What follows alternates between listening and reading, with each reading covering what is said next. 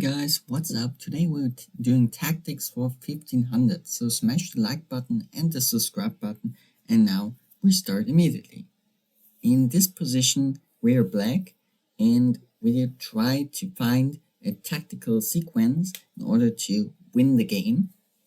Right now our rook on e2 is attacked by white bishop.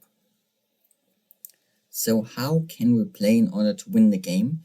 You can pause the video at any time to think more deeply. Alright, here comes the solution. Black plays rook takes d2, and now white has to take in order to keep the momentum, and now we can play queen f4, attacking the rook on d2 and at the same time trying to checkmate on h2, so he either has to give up his king or his rook.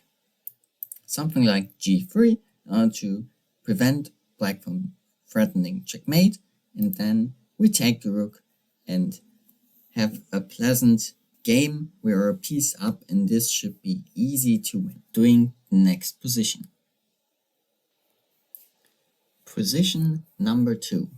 This time we are white, so the black pawns are going down and the white pawns are going up.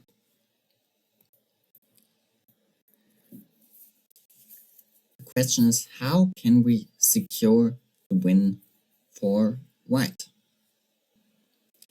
Alright, the first move is quite obvious. It's going to be rook takes a3. And now there's a complicated move for black. Of course, it's pawn to b2. What can we do against this move? The correct move is rook a6, making a check. And if the king goes back, we can just play rook b6 and prevent b1. So the promotion of the black pawn.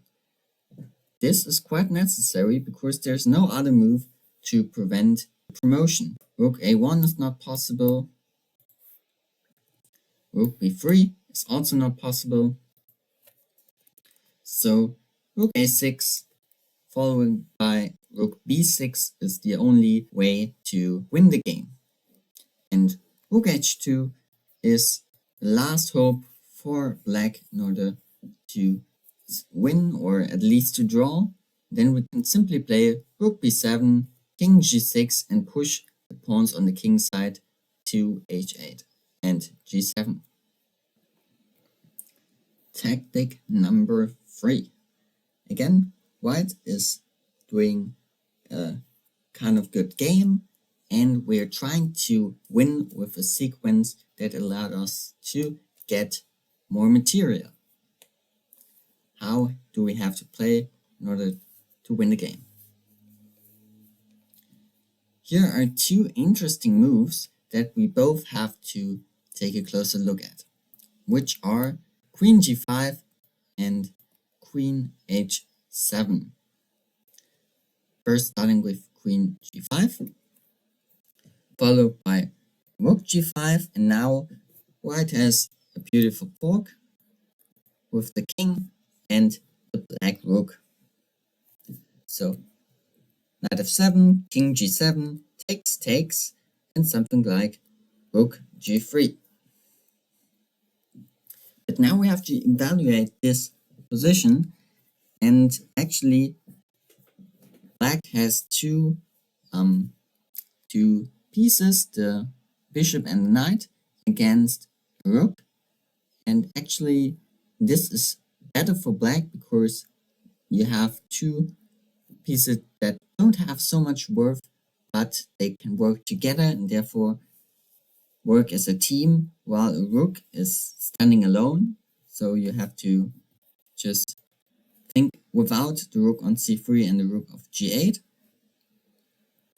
And this position is better for black. So queen g5 is not the right move. So let's look into queen h7. The rook has to take, and now we're playing the same idea with knight f7. followed by king g7 and knight g5. So some basic ideas are to attack the pawn on e6 or to get the knight to e5 through f3 and e5, and of course attacking the rook on h7, so probably black is going to trade his rook. And now, what do you think? Is this position better or worse than the result we have previously seen in the other variation?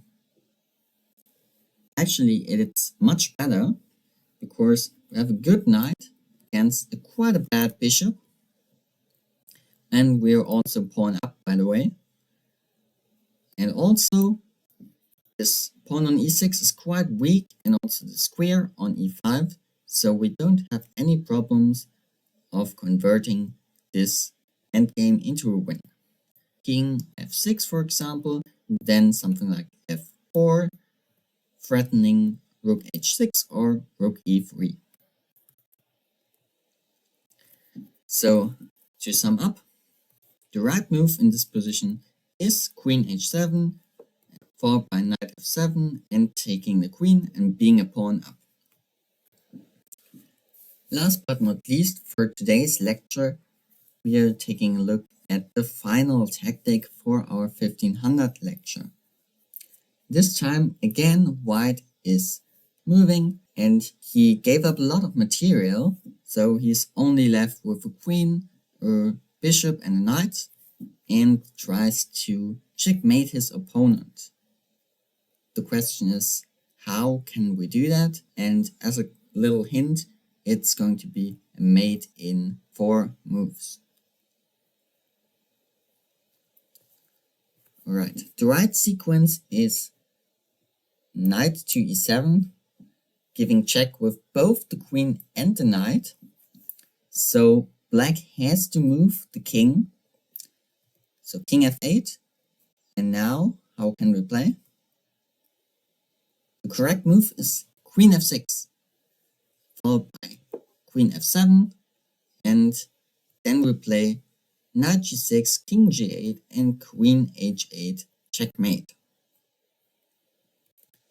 In this position, queen h8 would be a wrong move because the king can take the knight on e7 and can escape.